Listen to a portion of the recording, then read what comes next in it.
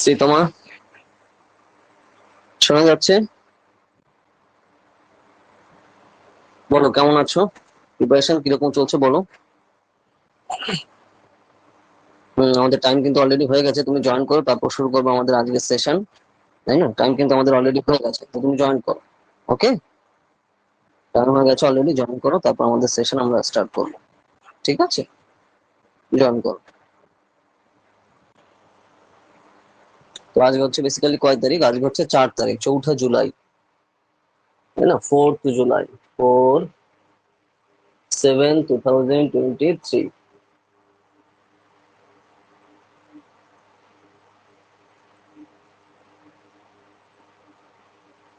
Political science. Okay, join করো, তারপর সেই হিসাবে স্টার্ট করবো আমরা।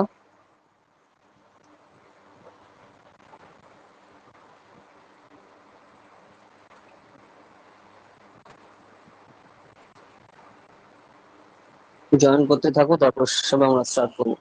দেখো, টাইম কিন্তু অলরেডি হয়ে গেছে, এখন লেট করে কি করে চলবে বলো, তাই না? জয়েন করো।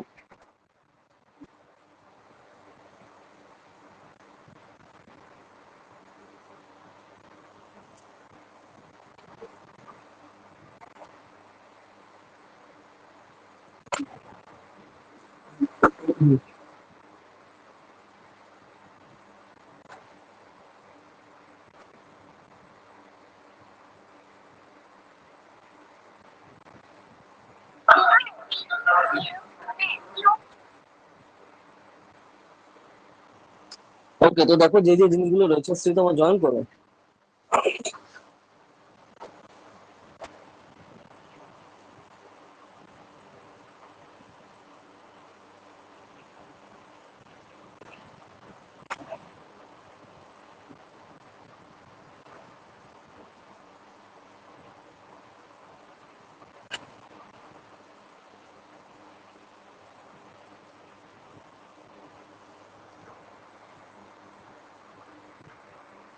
ওকে, জয়েন করছো না তোমার? দেখো, আমি তোমাকে লিঙ্ক অলরেডি পাঠিয়ে দিয়েছি। আচ্ছা, তুমি কি কি করছো তারপর সেগুলো হচ্ছে আমরা দেখছি। বেসিক্যালি সোশ্যাল মিডিয়ার গুরুত্ব নিয়ে আলোচনা করো। আচ্ছা, এটা তুমি হচ্ছে বেসিক্যালি লিখেছো এসে টাইপের কোশ্চেন মনে হচ্ছে, যেটা আমি বুঝলাম। সোশ্যাল মিডিয়ার কি গুরুত্ব, তো সেটা নিয়ে হচ্ছে এখানে এসে টাইপের কোশ্চেন, তাই তো? হ্যাঁ, হাতের লেখা অনেক ঠিক হয়েছে। দেখো, তুমি কিন্তু মার্জিন দাওনি, আবার আমি দেখছি। হাতের লেখা ভালো হয়েছে, কিন্তু মার্জিন কিন্তু দাওনি। চারিদিকে মার্জিন দিতে আমি বলেছি, তাই না? মাত্র 2 দিকে মার্জিন দিয়েছো, কি করে হবে? আমি দেখো তোমাকে মনে করে বলে দিয়েছি, তাই না? ভুলে গেলে চলবে কি করে বলো তোমার? এই হচ্ছে পেজ, চারিদিকে মার্জিন দিতে হবে 1 ইঞ্চি করে, তাই না? আমি তো তোমাকে বারবার বলেছি। এই যে, চারিদিকে 1 inch, 1 inch, 1 inch, 1 inch. Page নিয়ে টেনশন নেই, তারা পেজ দিয়ে দেবে। তুমি টাকা দিয়ে ফর্ম ফিল আপ করেছো, তারা পেজ দিয়ে দেবে, ঠিক আছে? তা নিয়ে টেনশন নেই। চারিদিকে এইভাবে কিন্তু প্রেজেন্টেশন করতে হবে, তাই না? হাতের লেখা তোমার অনেক চেঞ্জ হয়েছে, কিন্তু এখন হচ্ছে প্রেজেন্টেশনে ফোকাস করা দরকার। বুঝতে পেরেছো? নাহলে কি করে চলবে বলো? ঠিক আছে, কিছু বলবে বলো। কি আর বলো, বলছিলাম ঠিক আছে। যে এখন আমি প্র্যাকটিস করছিলাম তাই দিইনি, কিন্তু পরীক্ষার সময় আমি দিয়ে দিয়ে করবো। আর না, আমি না, এমনিও পরীক্ষার সময় চারদিকে মার্জিন দিয়ে দিই। না, না, ঠিক আছে। দেখো, প্র্যাকটিসই হচ্ছে আলটিমেট থিং। সেই সময় প্র্যাকটিসের উপরে সবকিছু ডিপেন্ড করে। প্র্যাকটিসের টাইমে ওটাকে সেম রেসপেক্ট করতে হবে। বুঝতে পেরেছি? প্র্যাকটিসে করতে করবো না, ফাইনালে গিয়ে করবো, ফাইনাল স্টেজে দিয়ে আমি করে দেবো, ওইভাবে হয় না। ঠিক আছে, প্র্যাকটিসই আলটিমেট জিনিস। তুমি সবসময় বাড়িতে প্রিপারেশনের সময় এমন ভাবে তাকে রেসপেক্ট করতে হবে যে আমি বাড়িতে লিখছি না, আমি এক্সাম হলে লিখছি, আমি এক্সাম হলের জন্য এই করছি। এইভাবে তোমার অ্যাটিটিউডটা দরকার। বুঝতে পেরেছো? তো তার জন্য খুবই খুবই ইম্পর্টেন্ট সেইটা, সেই টার্মস এন্ড কন্ডিশন গুলো ফলো। ওকে, ঠিক আছে। ওকে, ঠিক আছে।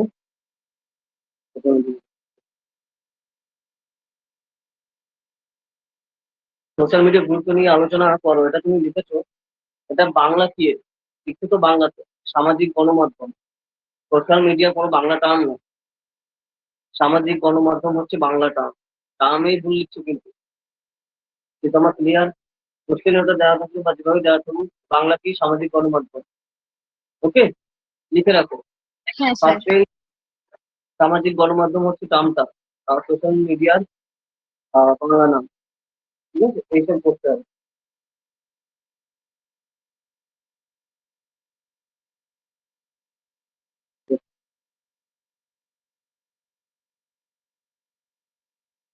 টুইটার, টয় রশ্মি রশ্মি টয় যখন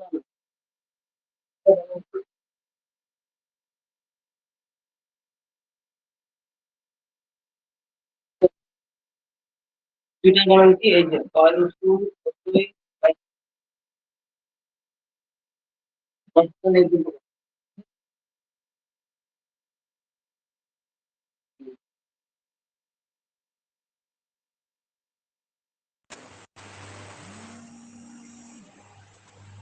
কোনো লিখেছো?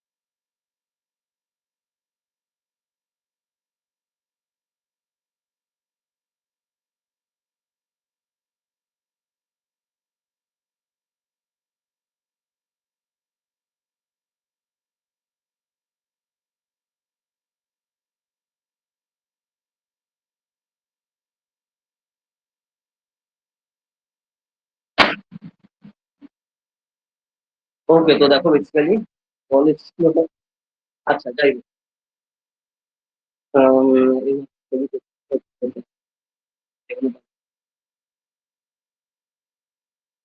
social media র সাথে যেকোনো সাথে যেকোনো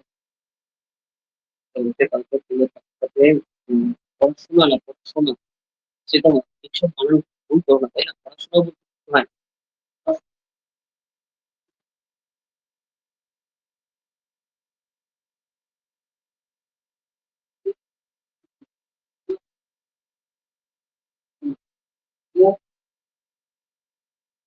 সেটা আমি কি বললাম, পড়াশোনা বলে কিছু হয় না, অবস্থায় আসা, ঠিক আছে? পড়াশোনা বানান যদি এখন ভুল যায়, তাই না? এগুলো কিন্তু খুব বাজে ভুল, তাই না? তুমি নিজে ভেবে দেখো, পড়াশোনা বানান যদি ভুল যায়, তাই না? এই যে, বুঝতে পেরেছো? এগুলো একটু নজর দিয়ে, তুমি যে জানো না তা কিন্তু না, তুমি কিন্তু বানান জানো, কিন্তু আরো সিরিয়াস হতে হবে, ঠিক আছে চিন্তা, শুনতে পাচ্ছ আমি কি বলছি? হ্যাঁ স্যার। ওকে ওকে, তো এগুলো কিন্তু খেয়াল করো, এর থেকে বেশি জিনিস কিন্তু কিছু হতে পারে না, তাই না? খেয়াল করো, সোশ্যাল মিডিয়া ব্যবহার করা হয়, সোশ্যাল মিডিয়া ভালো, বর্তমানে সোশ্যাল মিডিয়া ব্যবহার হয়ে গেছে, কোনো ব্যক্তি তিনি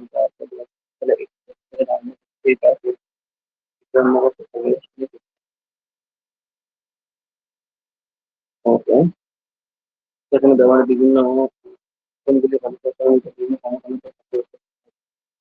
এটি এমন একটি জিনিস সে বিভিন্ন জায়গায় দুইটা দুইটা বলে আমি কি বলবো? বড় মাধ্যম সোশ্যাল মিডিয়া মিডিয়া না সোশ্যাল মিডিয়া, এই দেখো বানান কি লিখেছো তুমি, টুইটার লেখা মিডিয়া, মিডিয়ার হবে বানান কিন্তু খুবই ইম্পর্ট্যান্ট, বুঝতে পারছো?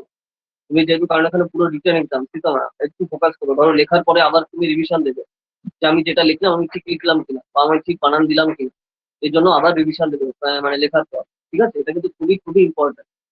ওকে, লেখার পর তোমার আবার রিভিশন দিতে হবে যে আমি ঠিকঠাক লিখেছি কিনা। এছাড়া মতনের মাধ্যমে তৈরি হয়েছে প্রায় ইনস্টাগ্রামে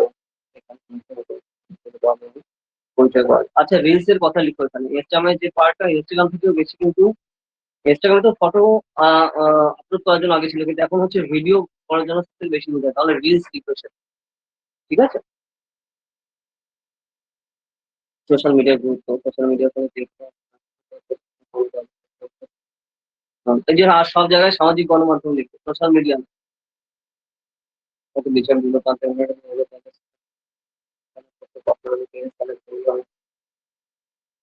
জ্ঞানের আচ্ছা ঠিক আছে, মানে এই দুই পাতা লিখেছে তাই তো সোশ্যাল মিডিয়া। তো দেখো মোটামুটি ঠিক আছে, আরো একটু ডিটেলসে লিখলে ভালো হতো যে ধর এগুলো গুগল পাম্প, ফেসবুকের আন্ডারে কি কি রয়েছে, ইনস্টাগ্রাম আন্ডারে রয়েছে, ঠিক আছে, হোয়াটসঅ্যাপ ফেসবুকের আন্ডারে রয়েছে, এই জিনিসগুলো। আবার গুগলের পার্টটা আবার আলাদা, গুগলের আন্ডারে রয়েছে আবার ইউটিউব। ঠিক আছে, তো এইভাবে আরো ভাগ ভাগ করে লিখলে জিনিসটা আরো কনস্ট্রাক্টিভ হবে। তারপর ধরো অ্যামাজনের ভাগে কি রয়েছে, অ্যামাজনের ভাগে রয়েছে টুইচ।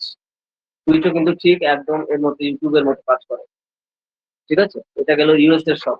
আর যদি আমরা ইউরোপিয়ান ইউনিয়নে দেখি, ইউরোপিয়ান ইউনিয়নে আছে কি ডেইলি মোশন, মানে যেরকম গুগলের আছে আমেরিকার ইউটিউব, ঠিক ইউরোপিয়ান ইউনিয়নের আছে ডেইলি মোশন। একই কাজ করে। বুঝতে পারছো, এইভাবে কন্টিনেন্ট অনুযায়ী লিখতে কিন্তু সুবিধা হয়। আর ইন্ডিয়ার কি আছে, ইন্ডিয়ার সিনি। ঠিক আছে, ইন্ডিয়ার খালি ইঞ্জিনিয়ার গুলো এখানে যায় কাজ করতে। ঠিক আছে? আর বাড়ির আশেপাশে এলাকার লোক কিন্তু সব করে, ভাই আমি আমেরিকাতে অ্যাপেলে চান্স পেয়েছি, তারপরে গুগলে চান্স পেয়েছি, এই করেছি। কি করে তারা, তারা কি করে, তারা হচ্ছে মুক্তি হাসে। কারণ এরা হচ্ছে এদেশে থাকলে এই বড় বড় কোম্পানিগুলো নিজেরাই তৈরি করছে, কিন্তু ওরা যখন যেগুলো নিজেদের আমি এদের তৈরি করতে দিচ্ছে না, তাদের টোপ দিয়ে ওইদিকে ওরা নিয়ে যাচ্ছে, আমেরিকায় নিয়ে যাচ্ছে। কারণ জানে এদের যদি আমি এখানে ফেলে রাখি, এরা আমার এগেনস্টে প্রতিযোগিতা শুরু করবে, আমার কোম্পানি এগেনস্টে এটা নতুন করে গুগল খাড়া করবে, ফেসবুক খাড়া করবে। ঠিক আছে, তো তার ফলে কি হবে, আমাদের কম্পিটিশন চলে আসবে। তো সেই কম্পিটিশন যাতে না আসে তার জন্য এরা পাস আউট হওয়ার আগে থেকেই বড় বড় টোপ দিয়ে এদের নিয়ে যায় আইআইটি তে। বুঝতে পেরেছো? আর এরা তো বলো বুঝতে পারে না, তো সেই হিসাবে দেয়। আর যারা বুঝলেও ঠিক আছে, রিস্ক নেয়, রিস্ক না নেওয়ার যে মানসিকতা, এই জন্য এই প্রবলেম হচ্ছে আমাদের রয়েছে। বুঝতে পারলে? তো এই যে ছোট ছোট জিনিসগুলো, এগুলো তুমি লিখলে কিন্তু আরো আরো কোয়ালিটি বাড়বে। বুঝতে পারছো সুতরাং আমি কি বললাম? তাই হ্যাঁ যে স্যার, সোশ্যাল বুঝতে মিডিয়া, পেরেছি। হ্যাঁ হ্যাঁ, তো এই জিনিসগুলো কিন্তু স্যার রয়েছে। বলছি যে স্যার বলছি যে ওখানে যে সোশ্যাল মিডিয়ার যে গুরুত্বটা, ওখানে যদি আমি লিখি যে বর্তমান যুগে সোশ্যাল মিডিয়ার ব্যবহার করে অনেক মানুষ অর্থ উপার্জন করছে, যেরকম হুম কন্টেন্ট ক্রিয়েটাররা অর্থ হুম উপার্জন হুম করছে সোশ্যাল মিডিয়া। হুম। 40,000 কোটি টাকা এখন এর ভ্যালু ইন্ডিয়াতে, কিন্তু 40,000 কোটি কন্টেন্ট ক্রিয়েটারদের নেটওয়ার্কের। হ্যাঁ, 40,000 না 4,000 কোটি, আমার এক্সাক্টলি আমার খেয়াল করতে হবে, কিন্তু সেটা বিশাল একটা অঙ্ক। আর রিসেন্ট ধরো হ্যাঁ হ্যাঁ, 5 7 8 বছরে এটা আরো বৃদ্ধি পেয়েছে। তার আগে অতটা ছিল না, ইউজ করতে খুব কম। জিও আসার পর হচ্ছে এটা ব্যবহার ইউজ হয় খুব বেশি। ধরো সাপোজ আজ থেকে যদি আমি 10 বছর আগে এগোই, 2012 বা 2013 সালে, তখন ইন্টারনেটের দাম অনেক বেশি ছিল। 2 জিবি ইন্টারনেট সারা মাসে ইউজ করা যেত। সারা মাসে 2 জিবি, একদিনে না কিন্তু, সারা মাসে 2 জিবি। ভোডাফোনের রেট বলছি, রেট ছিল 249 টাকা। ঠিক আছে, ভোডাফোনের রেট। তো তখন জিও বলে কিছু ছিল না, তখন রিলায়েন্স ছিল। আর অন্যান্য কোম্পানির নেট অত স্পিডও ছিল না। তো তার মানে বুঝতে পারছো, সারা সপ্তাহে মাত্র 2 জিবি, তাও 249 টাকা। এই হচ্ছে রেট ছিল। ওকে, তো কেবিতে স্পিড আসতো খুবই, 30 40 50 কেবি করে স্পিড আসতো, আর সারা মাস জুড়ে 2 জিবি। বুঝতেই পারছো। তো তখন কন্টেন্ট ক্রিয়েশন অতটা তোমার ইউজ করতে লোকজন পারতো না, কারণ এতটাই এক্সপেন্সিভ ছিল। আর এটা কম ছিল হচ্ছে তোমার, ব্রডব্যান্ডও কম ছিল। তো এইটা চেঞ্জ হয় হচ্ছে 2016 লাস্টে কি 17 তে হচ্ছে তোমার এখানে ভিউ আসা শুরু করে, ফ্রি স্ক্রিন দেওয়া শুরু হয়। তারপরে হচ্ছে কন্টিনিউয়াসলি এই জিনিসটা বাড়তে থাকে, প্রচুর লোক এখন কন্টেন্ট ক্রিয়েটর হয়ে গেছে, মানে বেসিক্যালি ইন্টারনেট ইউজ করতে থাকে। এবং সবাই অনলাইনে এখন চলে আসছে। এখন সারা পৃথিবীর মধ্যে সব থেকে ইন্টারনেটে কম দাম হচ্ছে আমাদের দেশে, মাত্র 7 টাকা পার জিবি আসে, 7 রুপিস পার জিবি। ওকে।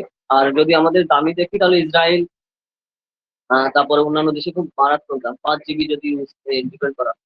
ঠিক আছে, আর এখন কন্টেন্ট ক্রিয়েশন সব লাইনেই চলে এসছে।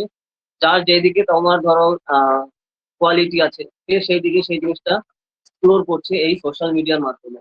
ঠিক আছে, তো তারপরে যার যেদিকে তোমার পজিটিভ এসপেক্ট আছে, তো সেটা সে ইউজ করছে। আর তার সামনে প্রচুর কিন্তু পিপল চলে আসছে, ঠিক আছে, প্রচুর জনগণ চলে আসছে যারা সেগুলো কনজিউম করার জন্য রয়েছে। ওকে, তারা একমাত্র সার্চের মাধ্যমে চলে আসছে, খালি টাইপ করতে হচ্ছে। বা অনেক সময় টাইপও না, খালি মুখ দিয়ে স্পিচ দিলে হয়ে যাচ্ছে, যে এটা সাথে সাথে খুলে যাচ্ছে। তো সাথে সাথে সে নতুন জিনিস শিখতে পারছে, জানতে পারছে, বুঝতে পারছে। ঠিক আছে, যেটা তোমার ধরো 15 বছর আগে সেটা কল্পনাও করতে পারতো না। কেউ দূরে গিয়ে পড়তে হবে সেটা ভাবতে হবে, এখন সেটা বাড়িতে বসেই কোনো দৌড়াদৌড়ি ছাড়া, লাফালাফি ছাড়া, ঠিক আছে, কোনো কষ্ট ছাড়া, খালি ইন্টারনেট থাকার জন্য সে করতে পারছে। ঠিক আছে, সাপোজ ভাবো এই যে তুমি রয়েছো কথায় কত দূরে, আমি তোমাকে কখনো দেখিও নি, তাই না? কিন্তু তুমি কিন্তু কন্টিনিউয়াসলি সেটা তুমি অ্যাক্সেস করতে পারছো। ঠিক আছে, তুমি এখানে লার্নিং করতে পারছো, তো সেই ব্যাপারটা সেটা সোশ্যাল মিডিয়ার মাধ্যমে সম্ভব হচ্ছে। যেটা কিন্তু 10 15 বছর আগে লোকজন কল্পনাও করতে পারতো না আমাদের দেশে। হ্যাঁ, 15 বছর আগে কল্পনা করতে পারতো, 10 বছর আগে মোটামুটি ছিল, 15 বছর আগে লোকজন কল্পনা করতে পারতো। তো এটা এখন আরো সহজলভ্য হওয়ার জন্য ইউজ হচ্ছে। তো তার ফলে এখানে তো বিভিন্ন ধরনের কিন্তু এইভাবে উন্নতি হচ্ছে। তো আমি দেখো, আমি একটু ডিটেলসে বললাম, গুছিয়ে শর্টে সেই জিনিসটা লিখো, ঠিক আছে?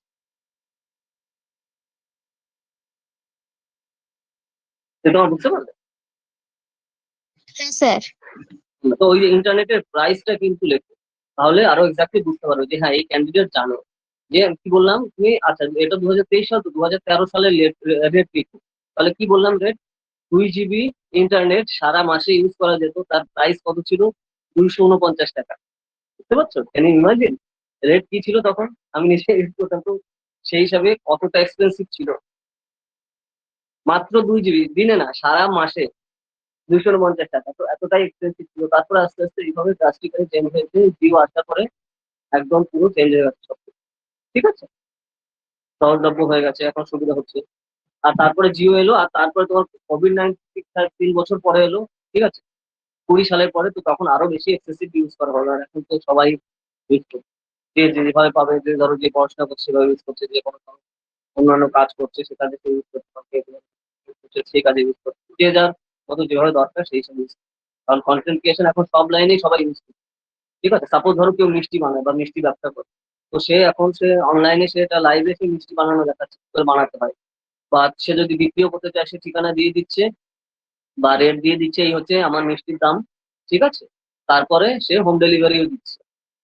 তারপরে সে হোম ডেলিভারি দিতে যে প্রাইসটা তার মধ্যে আটকে রাখছে, কিন্তু সেটা কিন্তু জায়গায় বসে, ধরো সে ভারতের যে কোনো জায়গায় সে বাড়ি, সে কিন্তু অর্ডার দিলে পেয়ে যাচ্ছে, ঠিক আছে? সে মানে তোমার লোক ঠিক করা রয়েছে, ধরো অনেক ধরনের এরকম রয়েছে যে তারা এখানে সার্ভিস দেয়, মানে জিনিসপত্র ধরো এই যে অ্যামাজন, ফ্লিপকার্ট যেরকম বাড়িতে বাড়িতে পাঠায় না প্রোডাক্ট, তো সেরকম ভাবে তারাও কিন্তু ওরকম প্রচুর রয়েছে, ঠিক আছে? তো এটা সোশ্যাল মিডিয়ার মাধ্যমে তুমি এক ক্লিকের মাধ্যমে তুমি সেগুলো পেয়ে যাচ্ছ, তো সেটা কিন্তু সম্ভব হয়ে গেছে।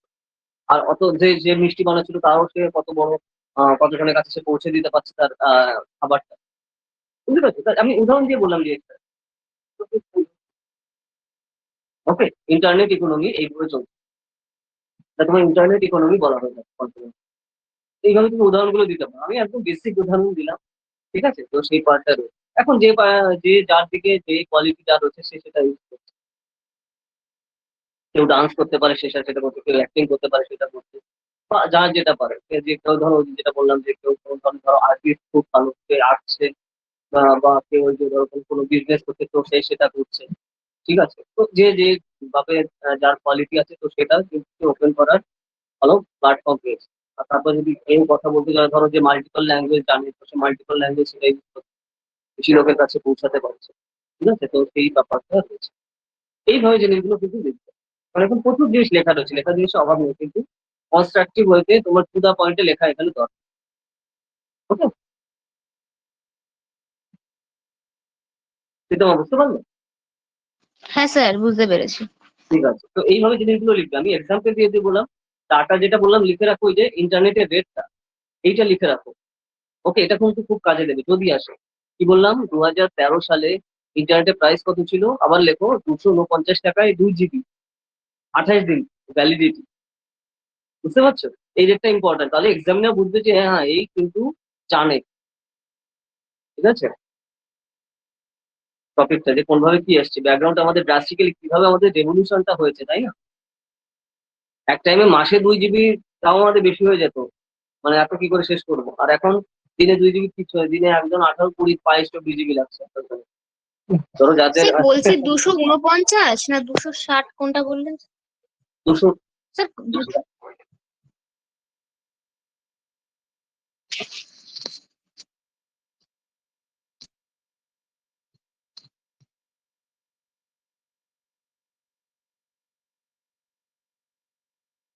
এটা হচ্ছে 2013 সালের সব থেকে বেস্ট প্ল্যান ছিল, মানে যেটা ইন্টারনেট ঠিকঠাক চলতো। অন্যান্য বিভিন্ন কোম্পানি ছিল, রিলায়েন্স ছিল, আইডিয়া আইডিয়া ছিল, তারপরে অন্যান্য অন্য ডোকোমো ছিল, বিভিন্ন কোম্পানি ছিল, ইউনিনট ছিল, বিভিন্ন প্রচুর কোম্পানি ছিল, কিন্তু তার মধ্যে ইন্টারনেট সব থেকে দ্রুত কাজ চলতে হচ্ছে ভোডাফোনে তখন, ঠিক আছে? স্পিড ভালো ছিল, মানে তখনকার টাইম অনুযায়ী স্পিড ভালো ছিল। তো তার রেট কি?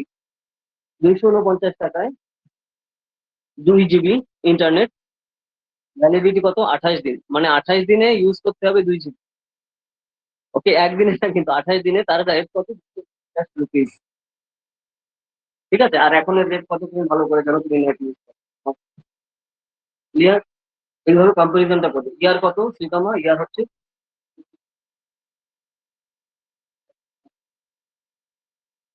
এই 10 ইয়ার গ্যাপে তোমার এক্সাম্পলটা দিয়ে দিবে। তো এইভাবে কিন্তু কম্পারিজন করবে, তাহলে এক্সামিনে বুঝতে পারবে যে হ্যাঁ এ জানে, এ পড়েছে ডিটেলস। ঠিক আছে, যদিও তুমি কত কিসে পড়ো, টুতে পড়ো একদম, তাই না? ওই টাইম 2013।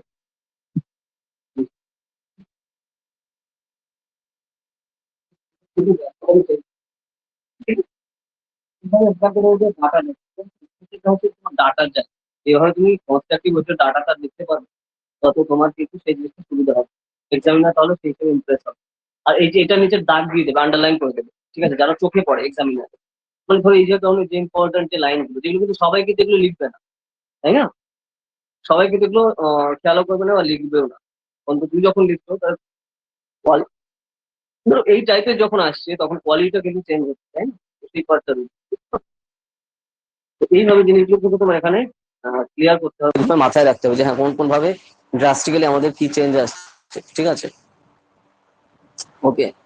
এই যে এটা ভোডাফোনের রেট ছিল, ভোডাফোন ইন্ডিয়া। তো এখন তো সবাই জিও ইউজ করছে, এখন তো জলের দামে চলে এসছে নেট। ঠিক আছে, তার আগে বিভৎস বাজে অবস্থা ছিল। আমার 2011 সালে নেট মনে আছে 1 জিবি থাকতো 98 টাকায়। তো তাও সারা মাস ধরে ইউজ করে আমার 200 বা 300 এমবি ইউজ করতে পারতাম। সারা মাসে 200 বা 300 এমবি।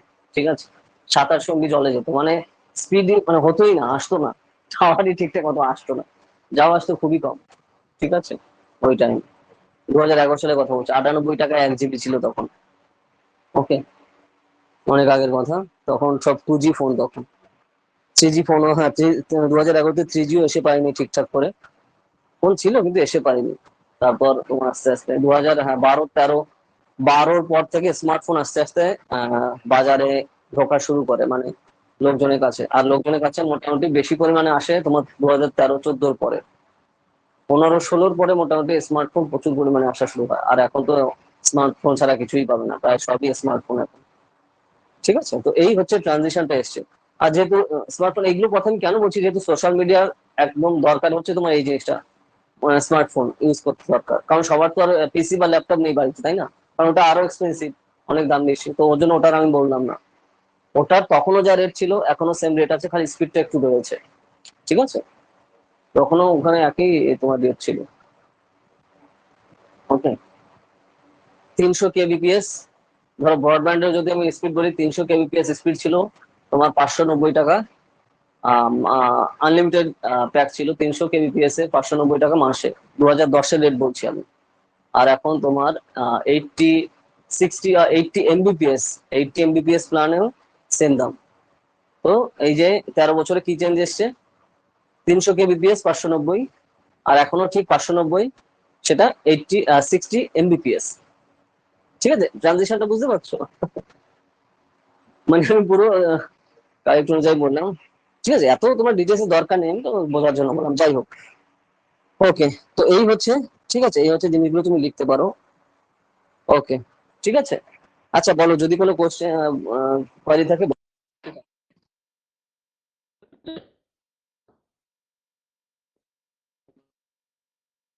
খুব ফ্যাকচুয়াল ডাটা, একটু তাই না, খুবই ফ্যাকচুয়াল ডাটা।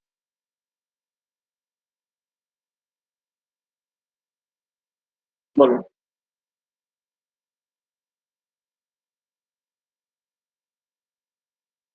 ডব্লিউ দিয়ে কিছু কোশ্চেন পাচ্ছে। ওকে ওকে, ঠিক আছে, দেখছি।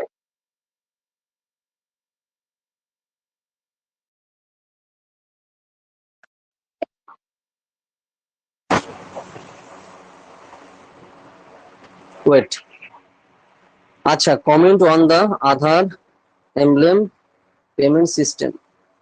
আচ্ছা আচ্ছা, comment on the Aadhaar emblem payment system. দেখো, আধার এমব্লেম পেমেন্ট সিস্টেম তো আমাদের দেশে এখনো চালু হয়নি। মানে যদি হয় চালু হয় তাহলে কি হতে পারে তাই বলছো? আমাদের এখানে চলছে তোমার, যেটা চলছে যে তোমার এখানে অনলাইন যে পেমেন্ট সিস্টেম চলছে সেটা তো অন্য টাইপের, আধার কার্ডের সাথে কানেক্ট করে না কিন্তু। এটা রয়েছে তোমার এখানে মোবাইল ফোনের সাথে, মোবাইল নাম্বারের সাথে কানেক্ট করা তোমার রয়েছে, তাই না? মোবাইল ফোন তোমার কিসের সাথে, ব্যাংক অ্যাকাউন্টের সাথে কানেক্ট করা রয়েছে। তো সেই হিসাবে তোমার কন্টিনিউসলি আমরা কিন্তু পেমেন্ট করতে পারছি বা সেই সব নিতে পারছি ইউপিআই এর মাধ্যমে, ইউনিফর্ম পেমেন্ট ইন্টারফেস, যেটা ফুল ফর্ম। ওকে, আচ্ছা স্যার, 2019-এর কোশ্চেন এনেছিল। আচ্ছা আচ্ছা, ওকে, 2019-এর, আচ্ছা তাহলে বুঝতে পেরেছি তাহলে কি পয়েন্ট অফ ভিউতে বলছে। ওকে, তাহলে ওরা এইভাবে বোঝাচ্ছে, যেহেতু তোমার আধার কার্ডের সাথে ব্যাংক অ্যাকাউন্ট কানেক্ট ছিল, তো বা কানেক্ট রয়েছে, তো তার সাথে সেই হিসাবে বলছে যে আধারের সাথে পেমেন্ট সিস্টেম। ওকে ওকে, তাহলে এটা এই পয়েন্ট অফ ভিউতে লিখবে যে যেহেতু আমাদের সবার যে আধার কার্ডের সাথে ব্যাংক অ্যাকাউন্ট কানেক্টেড, তাই না, এবং ব্যাংক অ্যাকাউন্টের সাথে আমাদের মোবাইল নাম্বার কানেক্টেড, আর তার সাথে আধার নাম্বারও কানেক্টেড, তো তার জন্য সেটা আধার পেমেন্ট সিস্টেম হয়ে গেল। বুঝতে পারলে? তো ওরা হচ্ছে এই পয়েন্ট অফ ভিউতে বলছে। তো সেটা আমাদের কিভাবে হচ্ছে, তো তোমার ইউপিআই এর মাধ্যমে হচ্ছে। অ্যান্সার হবে কি ইউপিআই, মানে ইউনিফর্ম পেমেন্ট ইন্টারফেস। তার মাধ্যমে আমরা ধরো সাপোজ আমি উদাহরণ দিচ্ছি যে ধরো তুমি কোনো কিছু জিনিস কিনতে যাচ্ছ, ঠিক আছে, ধরো তুমি দোকানে গেলে, ঠিক আছে, দোকানে গেলে তুমি মনে হলো যে আমি একটা ক্যাডবেরি কিনবো, ঠিক আছে, ধরো ডার্ক চকলেট তুমি কিনবে, ঠিক আছে, ধরো যেটা আছে, আচ্ছা ডেয়ারি, ওটা কি জানো, আমুলের একটা ডার্ক চকলেট কিনবে তুমি 100 টাকা দাম, ঠিক আছে, তো সেটা তুমি কিনবে। তো ওখানে গেলে তুমি মোবাইলে তুমি যে বারকোড থাকলো ওটা দিয়ে স্ক্যান করে নিলে, তোমার স্ক্যানার দিয়ে ওখানে যে স্ক্যানার আছে সেটা দিয়ে তুমি স্ক্যান করলে সাথে সাথে ওখানে রেট চলে এলো কত, 100 তারপরে তুমি সেটা স্ক্যান করে তুমি সেটা কিন্তু তোমার যে পাসওয়ার্ড আছে তো পাসওয়ার্ডে ক্লিক করে তুমি পেমেন্ট করে দিলে। তো এটা কি করে হলো, তোমার আধার বেস তোমার যে মোবাইল নাম্বার আছে সেটার সাথে ডাইরেক্ট কানেক্ট হয়ে গেল কিসের, তোমার যে ব্যাংক অ্যাকাউন্ট আছে, ঠিক আছে, তোমার যে ব্যাংক অ্যাকাউন্ট আছে তো তার সাথে কানেক্ট হয়ে গেল অটোমেটিক্যালি, এবং তার ফলে তোমার যে নিজস্ব তোমার ইউনিফর্ম পেমেন্ট ইন্টারফেস রয়েছে, ঠিক আছে, তার সাথে তুমি পাসওয়ার্ড দিয়ে কিন্তু কানেক্ট করা, যেহেতু তুমি পাসওয়ার্ড দেওয়ার সাথে সাথে তুমি কিন্তু পেমেন্টটা করে দিলে এবং সেখানে স্ক্যানে চলে এলো যে 100 রুপিস ডিডাকশন হচ্ছে, এবং তারপরে তুমি যখন পেমেন্ট পাসওয়ার্ডটা বসিয়ে দিলে তোমার অ্যাকাউন্ট থেকে 100 টাকা কেটে গেল, যে তুমি তারপরে দোকানদার তোমাকে ক্যাডবেরি ডার্ক চকলেট, ক্যাডবেরি না, ওটা হচ্ছে তোমার আমুলের ডার্ক চকলেট দিয়ে দিলে 100 টাকা, যেটা যে বড় চকলেট যেটা, ঠিক আছে, আমি উদাহরণ দিয়ে বললাম। তো এইভাবে তোমার কিন্তু এখানে এই যে আধার এনাবেল পেমেন্ট সিস্টেমটা কাজ চলছে। ওকে, তো এটা তোমার দেখো প্রত্যেকটা সবার আমাদের দেশে প্রত্যেকের এক একজন আলাদা আলাদা ইউনিক নাম্বার রয়েছে, কারণ দেখো আধার নাম্বার তোমার আমার কিন্তু আলাদা, দেশের সবারই কিন্তু আলাদা নাম্বার রয়েছে আধার, তো তার জন্য এইটা সিকিউর সিস্টেম, ঠিক আছে, কারোর সাথে কারো নাম্বার চেঞ্জ হবে না, মানে এক হয়ে যাবে না, তো তার জন্য সবাই কিন্তু একটা সিকিউর পদ্ধতিতে হবে, এবং তোমারও পাসওয়ার্ড আলাদা, অন্য লোকেরও পাসওয়ার্ড আলাদা, তোমার ব্যাংক অ্যাকাউন্টের নাম্বারও আলাদা এবং তোমার আধার নাম্বারও আলাদা, তো তার জন্য একসাথে এখানে কিন্তু মিলিয়ে যাওয়ার কোনো ব্যাপার নেই, বা এখানে কোনো দ্বিতীয় মধ্যস্বত্বপল্লবী কেউ নেই, ঠিক আছে, তোমার সাথে একদম ডাইরেক্ট তুমি যে দোকানদার আছো তার অ্যাকাউন্টের সাথে ডাইরেক্ট ট্রান্সফার হয়ে যাচ্ছে, এখানে মাঝখানে কিন্তু কেউ যাচ্ছে না, এবং যাকে তুমি পাঠাচ্ছ তাকে তুমি স্ক্যান করলেই পেয়ে যাচ্ছ নাম্বারে, ঠিক আছে, তখন তুমি স্ক্যান করছো তার যে নাম্বার এ করছো তাকে নাম কিন্তু দেখা যাচ্ছে, ঠিক আছে, যে হ্যাঁ তুমি কাকে পেমেন্ট করছো, তো সেখানে তোমার সিকিউরিটি পেয়ে গেলে। তো যেটা তোমার কি করে হলো, 2 নম্বরই কি করে হলো না, কারণ এখানে আধারের সাথে কানেক্ট রয়েছে, যেহেতু তোমার এখানে কোশ্চেন বলে দিয়েছে আধার এনাবেল পেমেন্ট সিস্টেম, যেহেতু আধার নামের সাথে কানেক্ট করে রয়েছে তোমার ব্যাংকের অ্যাকাউন্টে, কারণ ব্যাংক অ্যাকাউন্টে যে নাম্বার সেটা তো অরিজিনাল নাম্বারে দিতে হয় সব ডকুমেন্টস দিয়ে, আর তার সাথে আধার নাম্বার যেহেতু লিঙ্ক করা রয়েছে তো তার জন্য অরিজিনাল জিনিসও রয়েছে আধারের সাথে, তো তার জন্য এখানে 2 নম্বরই কোনো সিন নেই, পুরো সিকিউরিটি পার্ট রয়েছে। তো এখানে তোমার হ্যাঁ হ্যাঁ স্যার, পিএইচ মানে ফোন মানে, বুঝলাম না, না বুঝতে পারছো আমি কি বলছি, এইভাবে কিন্তু জিনিসগুলো এগোচ্ছে না, ওই জন্য আমি ডিটেলসে তোমাকে বুঝিয়ে বলছি যে কোন ভাবে কার্ডটা চলছে, তো এই জন্যই হচ্ছে তোমার আধার এনামেল পেমেন্ট সিস্টেম এটাকে বলা হচ্ছে ইউপিআই এর মাধ্যমে, ঠিক আছে, ইউনিফর্ম পেমেন্ট ইন্টারফেস, যেটা শর্ট ফর্ম হচ্ছে তোমার ইউপিআই আমরা বলে থাকি। আর এখন তো তোমার দেখো বিভিন্ন কোম্পানি ওরা স্পিকারও বের করে দিয়েছে, ধরো তুমি যখন কোনো দোকানে গিয়ে পেমেন্ট করো, ঠিক আছে, ধরো তুমি একটা পেমেন্ট দোকানে গিয়ে তুমি একটা ফুটে কিনলে, ঠিক আছে, 50 টাকা দিয়ে, তো তারপরে তুমি পেমেন্ট করার সাথে সাথে ওখানে কিন্তু স্পিকারে বলে দেয় যে এখানে 50 রুপিস রিসিপ্ট, তাই না, আধার এনেবল রয়েছে, আর তারপরে তোমার সাথে ডাইরেক্ট স্ক্যান করলে তুমি দেখতে পাচ্ছ যে, তারপর তুমি অনেক সময় শুনে নিচ্ছ যে এটা কি আপনার নাম, তো হ্যাঁ, আমি বলি, হ্যাঁ আমার নাম, তো তাহলে হ্যাঁ তুমি শিওর হয়ে গেলে যে ওনার কাছেই যাচ্ছে টাকাটা, আর তারপর তো স্পিকারে সে সেটা শুনতে পাচ্ছে, তো হয়ে গেল। তো তাহলে এখানে কিন্তু কোনো 2 নম্বরই হওয়ার কোনো ব্যাপার নেই, কোনো মধ্যস্বত্বলম্বী নেই, বা এখানে তোমার এখানে টাকা এদিকে তছনছ হওয়ার কোনো ব্যাপার নেই, একদম সিকিউরিটি ব্যাংক টু ব্যাংক এখানে অ্যাকাউন্টে চলে যাচ্ছে, ঠিক আছে। তো এইভাবে তোমার যে গোপনীয়তাও রক্ষা হচ্ছে, তোমার ব্যাংক অ্যাকাউন্ট নাম্বারও সে জানতে পারছে না, ঠিক আছে, কিন্তু অথচ কিন্তু তুমি তার সাথে পেমেন্ট করে নিতে পারছো, অথচ অন্য তাকে ছাড়া অন্য কাউকে যাচ্ছে না সেটাও তুমি বুঝতে পারছো, তার জন্য তুমি দাম জিজ্ঞেস করে নিলে, অন্য কারো নাম হলে তো তুমি সেগুলো তো বুঝতে পারতে, ঠিক আছে। তো এই সিকিউরিটি ব্যবস্থা কিন্তু আধারের জন্য হয়েছে। তো সেই আধার এনাবেল পেমেন্ট সিস্টেম, না স্যার ভুল করে হাত লেগে চলে গেছিল কি, না ফোন তো আসেনি আমার এখানে, না ফোন আমার আসেনি, সে তো আমার ফোন ফোন আমার আসেনি, ঠিক আছে, যাই হোক, বুঝতে পারলে তুমি, এইভাবে হচ্ছে এই পেমেন্ট সিস্টেমটা চলে। তো এইভাবে তুমি এখানে এক্সাম্পল অনুযায়ী আমি তোমাকে ওই জন্য চকলেট উদাহরণ দিয়ে বললাম যে কি কিভাবে এই পেমেন্ট সিস্টেম গুলো চলে, বা কি কি বৃত্তান্ত, বা কোন কোন টার্মস এন্ড কন্ডিশন জেনারেলি এরা ফলো করে থাকে, তো এই হচ্ছে সিস্টেম গুলো। ওকে, ক্লিয়ার? তো এইভাবে জিনিসগুলো কিন্তু চলতে থাকে। ঠিক আছে, বলো।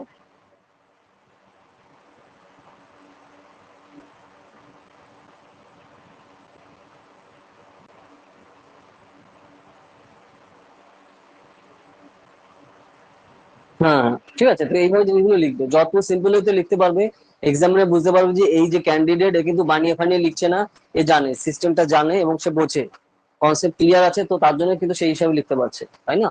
দেখো এখানে কি বলেছে তোমার আইনস্টাইন, যে যদি তুমি কোনো 5 বছরের বাচ্চাকে কোনো জিনিস বোঝাতে না পারো, তাহলে তুমি সেই জিনিসটা নিজে ঠিকঠাক বোঝোনি।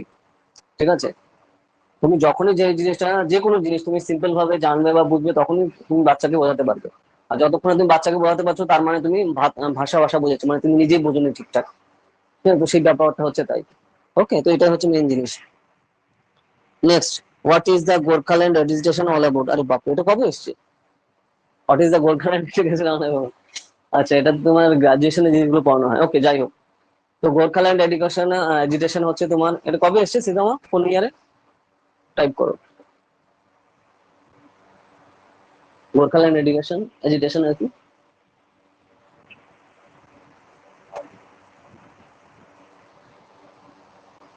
2018, ওকে ওকে, 2018-তে এসছে, আচ্ছা ঠিক আছে।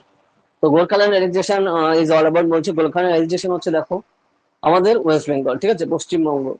আ- আগে কি ছিল? পূর্ববঙ্গ আর পশ্চিমবঙ্গ, সেই হিসাবে ভাগ ছিল, মানে বেসিক্যালি ভাগ ছিল মানে কি, একই ছিল, বঙ্গদেশ। তো বঙ্গদেশ কোথা দিয়েছিল? পুরো আমাদের এই যে বাংলা, বিহার, উড়িষ্যা, ঠিক আছে, এখন যে পার্ট আছে, আর এপাশে আসাম অব্দি পুরো বাংলাদেশ ধরে বেঙ্গল প্রেসিডেন্সি ছিল। ঠিক আছে, তো তারপর আস্তে আস্তে সেগুলো আলাদা আলাদা করে ভাগ করা হলো, বিহার আলাদা হয়ে গেল, ঠিক আছে। তারপরে এখানে পরবর্তীতে উড়িষ্যা তোমার পাশে আলাদা থাকছে, ঠিক আছে। আর এর পাশে পরবর্তীতে এসে তোমার বাংলা ভাগ হয়ে যাচ্ছে, বাংলাকে দুইভাবে ভাগ করছে। আর ওপাশে তোমার ওখানে পশ্চিম পশ্চিমবঙ্গ আসছে আর পূর্ববঙ্গ আসছে, ঠিক আছে। বাংলাকে পুরো এইভাবে ভাগ করে দিল, বিভিন্ন সময় কন্টিনিউয়াসলি ভাগ করা হচ্ছে এইভাবে। নেক্সট আসছে পরবর্তীতে তোমার বঙ্গদেশ বা বাংলাদেশ তোমার আসছে 1971-এ।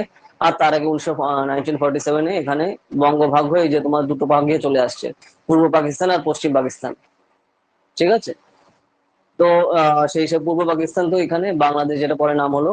আর পূর্ব পাকিস্তান নাম ছিল কতদিন অব্দি, মানে 1947 থেকে 1971 অব্দি। ঠিক আছে, আর তারপর সেটা ভাগ হয়ে তোমার এখানে বাংলাদেশ স্বাধীন হয়ে বাংলাদেশ নাম হচ্ছে। এইবার এই পাশে আসো, এইখানে পশ্চিমবঙ্গ আসছে আমাদের বাকিটুকু। তো পশ্চিমবঙ্গের এখন উপরের দিকে আসছে তোমার এখানে দার্জিলিং এর উপরে যে অঞ্চল তোমার, বেসিক্যালি যে রয়েছে ওখানে গোর্খা যারা রয়েছে বংশোদ্ভূত, গোর্খা যে যারা, তাদের হচ্ছে নিজস্ব যে একটা স্থান।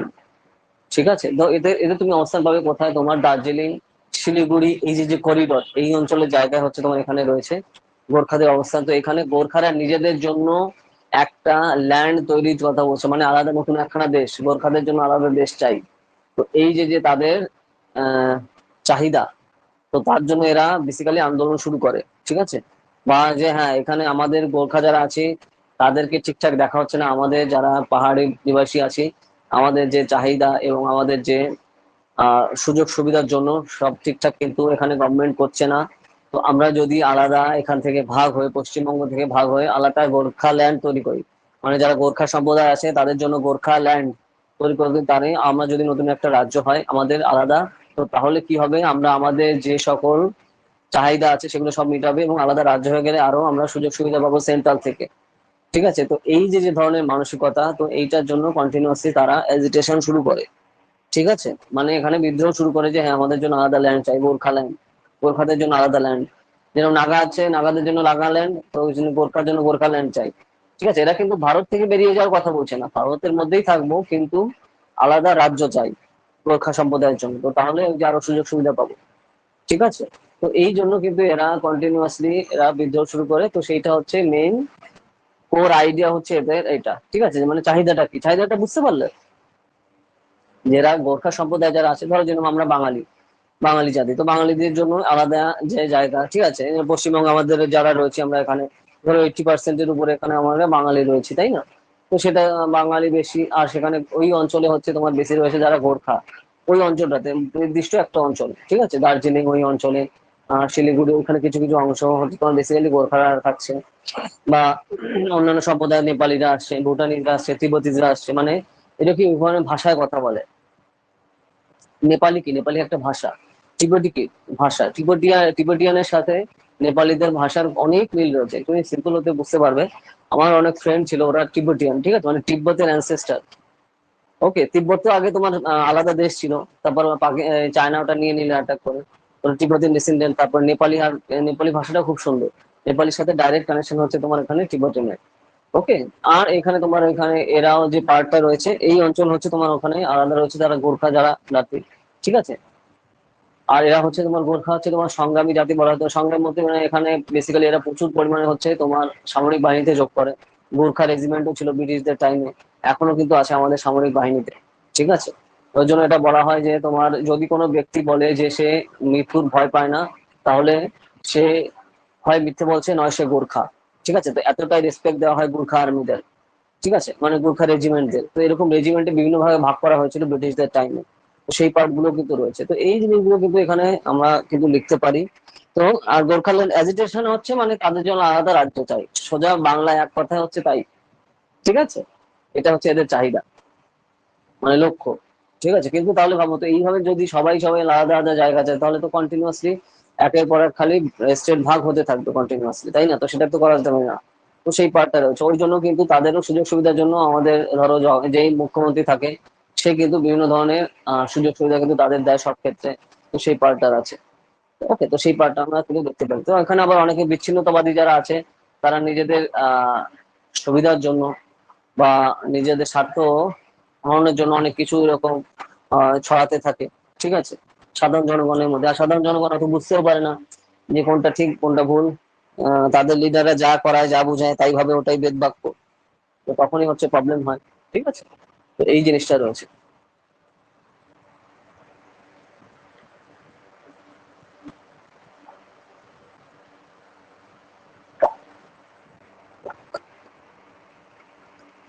তো এইভাবে কিন্তু জিনিসগুলো ম্যাটার করে। আচ্ছা, আমরা ওয়েবসাইটে আছে আমাদের একটা তোমরা কন্টেন্ট লিখেছো, ওটা দেখো, ওটা ক্লিক করে পড়ো, অনেক কিছু বুঝতে পারবে, ঠিক আছে, কারেন্ট অ্যাফেয়ার্স এর সাথে রিলেটেড কিভাবে পলিটিক্স চলে, ঠিক আছে। তুমি তাহলে সেটা বুঝতে পারবে। তুমি হোয়াটসঅ্যাপে দেখেছো না সীতামা, যেটা আমরা শেয়ার করেছি একটা কন্টেন্ট, ওটা পড়ো, তাহলে বুঝতে পারবে যে কারেন্ট ইস্যু কিভাবে তোমার পলিটিক্স কিভাবে চলতে থাকে। আর যেহেতু সাবজেক্টের জিনিস, তোমারও সুবিধা হবে বুঝতে। হ্যাঁ হ্যাঁ হ্যাঁ, পড়লে বুঝতে পারবে যে কিভাবে চলছে, আর পড়লে ভাবার চেষ্টা করো, ঠিক আছে। প্রচুর জিনিস ওখানে রয়েছে, অরিজিনাল পলিটিক্স কিভাবে চলে সেটা বুঝতে পারবে। আচ্ছা, শেয়ার করো, ঠিক আছে। আচ্ছা, ব্রেক্সিট অ্যান্ড ওয়ার্ল্ড পলিটিক্স। ওকে ওকে, হ্যাঁ, না দেখার জন্য আমি বলিনি, পড়ার জন্য বলেছি, ঠিক আছে। পড়ে বুঝতে পারবে, পড়ে একটু ভেবো বুঝতে পারবে। আচ্ছা, আর পরে কোশ্চেন কি তোমার, যেমন বলেছো Brexit and world politics, Brexit and world politics. Okay, তো দেখো, ব্রেক্সিট হচ্ছে ব্রিটেনের এক্সিট, ঠিক আছে। ঠিক আছে, তো এটা তোমার 16 থেকে শুরু হয়, 17 দিকে প্রায় শেষ হয়, 2016 কথা বলছি আমরা। তারপর 17 দিকে প্রায় এটা শেষ হচ্ছে। তো এখানে কি হচ্ছে তোমার, দেখো, ব্রেক্সিট হচ্ছে ব্রিটেনের এক্সিট, ঠিক আছে, সেটাকে বলা হচ্ছে তোমার ব্রেক্সিট, ঠিক আছে। এটা কোথা থেকে এক্সিট করছে, এটা হচ্ছে তোমার ইউরোপিয়ান ইউনিয়ন থেকে। আগে ইউরোপিয়ান ইউনিয়নে 29টা দেশ ছিল, তারপরে ব্রিটেন যখন বেরিয়ে গেল, তখন ওটা হলো, এখন হচ্ছে 29টা দেশ এখন। তো এরা কিসের জন্য বেরিয়ে গেছে? হ্যাঁ, আমাদের খুব প্রবলেম হচ্ছে, আমরা ইউরোপিয়ান ইউনিয়নে থাকলে আমরা সুযোগ সুবিধা আমরা ঠিকঠাক পাচ্ছি না, এদের অনেক টার্মস এন্ড কন্ডিশন আছে, সেগুলো আমাদের মেনে চলছে আছে। এদের কারেন্সি হচ্ছে ইউরো, আর আমাদের কারেন্সি হচ্ছে পাউন্ড, এদের সাথে আমার মিলছে না, আমাদের দম বন্ধ হয়ে যাচ্ছে, আমরা বিজনেস ঠিকঠাক করতে পারছি না, ঠিক আছে, আমাদের খুব সমস্যা হচ্ছে। ওকে, বাইরে থেকে প্রচুর পরিমাণে ভিন দেশের লোকেরা আসছে, আমাদের মার্কেটে ঢুকে যাচ্ছে, আমাদের স্থানীয় লোকজন চাকরি পাচ্ছে না। এই সমস্ত ডায়লগ বাজি করে, ঠিক আছে, কন্টিনিউয়াসলি ব্রিটেনরা এর থেকে বেরিয়ে যাবে, ইউরোপিয়ান ইউনিয়ন থেকে, ঠিক আছে। কিন্তু তার ফলে এখন তারা কিন্তু কয়েক বছর পর এখন বুঝতে পারছে কন্টিনিউয়াসলি ইনফ্লেশন চলছে। ইনফ্লেশন মানে কি? মুদ্রাস্ফীতি। মুদ্রাস্ফীতি মানে কি? সিম্পল, আমি, আচ্ছা, এখন তো লঙ্কার দাম দেখে বুঝতে পারছো, কাঁচা লঙ্কা না, সবুজটা হচ্ছে, হ্যাঁ সবুজটা কাঁচা লঙ্কা। তো কাঁচা লঙ্কার আগে দাম কত ছিল, আর এখন দাম কত? এখন কাঁচা লঙ্কা তুমি যদি বাজারে যাও, 400 টাকা কেজি, বুঝতে পারছো, লঙ্কার দাম 400 টাকা কেজি। আগে কত, ধরো আমি সাপোজ বলছি আগে 100 টাকা ছিল, তো তার মানে কি হলো? ইনফ্লেশন মানে টাকার ভ্যালু কমে যাওয়া। আগে যে জিনিস তুমি 100 টাকা কিনতে, সেম জিনিস এখন 400 টাকা দিয়ে কিনতে হচ্ছে। তার মানে কি, তোমার মুদ্রাস্ফীতি ঘটেছে, টাকার দাম কমেছে। তো ঠিক সেরকম তোমার পাউন্ডেরও কিন্তু সেই হিসাবে দাম কমেছে। আগে 1 পাউন্ড সমান ছিল 120, 125 ইন্ডিয়ান রুপিস। ঠিক আছে, তো সেখানে এখন কত তুমি সার্চ করলে বুঝতে পারবে। আর ওখান থেকে বেরিয়ে যাওয়ার পর যে ফ্রি মার্কেটে যে একটা অবস্থান ছিল, সেই মার্কেট তারা হারিয়েছে। মানে ওখান থেকে তোমার যেহেতু আগে ইউরোপিয়ান ইউনিয়নে কানেক্টেড ছিল, যখন খুশি যে কোনো লোক সারা ইউরোপিয়ান ইউনিয়নের যে কোনো কান্ট্রি ঘুরতে পারতো, বিজনেস করতে পারতো, যা কিছু করতে পারতো, পুরো ওপেন ছিল। যেরকম ধরো তুমি যদি এখন এখান মহারাষ্ট্রে দিয়ে যা খুশি করতে চাও, তা তুমি করতে পারছো। ঠিক সেরকম ওখানে অবস্থান ছিল। তোমার যদি ধরো স্কটল্যান্ডে বাড়ি হোক, তুমি ফ্রান্সে গিয়ে যা ইচ্ছা খুশি মতো বিজনেস করতে পারছো, যা খুশি করতে পারছো। এখন কিন্তু সেটা পারবে না, তোমার সেটা লক হয়ে গেছে। ওকে, বেশি ধরো এদের মেইন প্রবলেম হচ্ছে সারা জীবন ধরে, সারা পৃথিবী ধরে এরা রাজ করে গেছে, সারা পৃথিবী জুড়ে ডাকাতি করেছে। ঠিক আছে, তো তার জন্য এদের সবসময় তাদের ফ্রি চাই, কোনো কাজ করবো না কিন্তু সব চাই ফ্রিতে। ঠিক আছে, তো এই যে মেন্টালিটি এদের ধ্বংসের জন্য মেইন কারণ। ঠিক আছে, এই ব্রিটিশদের। তো তার জন্য নিজের পায়ে নিজে কুড়োল মিলে এখন দেখো এদের ইনফ্লেশন কিন্তু তাদের দেশে চলছে অলরেডি। ঠিক আছে, খুবই বাজে অবস্থা। আর একের পর এক রায়ট চলছে। রায়ট মানে কি, দাঙ্গা। ওকে, আর সারা তাদের মার্কেট খুলে দিয়েছিল। মানে মার্কেট বলতে তাদের বর্ডার খুলে দিয়েছে বিভিন্ন দেশের যারা তোমার শরণার্থী আছে তাদের জন্য। আর এখন তারা টের পাচ্ছে কি অবস্থা। ঠিক আছে, তো এই পার্ট গুলো কিন্তু রয়েছে তোমার, এইভাবে জিনিসগুলো। স্যার $1 এখন ইন্ডিয়াতে কত, 82। ওয়ান ইন্ডিয়া 1 US ডলার মানে এখন 81.95। আচ্ছা, আমি লিখে দিচ্ছি। 1 US dollar is equal to 1 US dollar equal to 81.95 rupees. Clear? 1 US dollar, US dollar মানে United States dollar. 1 US dollar মানে 81.95 রুপিস, মানে 81 টাকা 95 পয়সা। আজকের ডেটের কথা আমি বলছি। ঠিক আছে, তো এই রেট আরো বেশি বাড়বে। আর অন্যান্য দেশের রেটের কি অবস্থা, তারা একটু সার্চ করলে বুঝতে পারবে যে বাংলাদেশের কারেন্সির সাথে পার্থক্য কত ডলারের, আর পাকিস্তানের কারেন্সি কত, তাহলে বুঝতে পারবে কি অবস্থা। তো সেই তুলনায় আমাদের দেশের অবস্থা অনেকটা ভালো। ঠিক আছে, কিন্তু তবুও অনেক দাম পড়ে গেছে। তোমার দেখো 70 টাকা করেছিল একটা, 60 টাকা 65 ছিল। ঠিক আছে, তো সেটা হচ্ছে 2011 সালে 42 টাকা ডলার ছিল। 2011 সালে, এখন কত এসছে দেখো। এটা 2024-এর 2023-এর রেট বলছি। ঠিক আছে, 2011 সালের রেট কত ছিল? 2011-তে $1 ইজ ইকুয়াল টু 42 রুপিস ছিল, 42।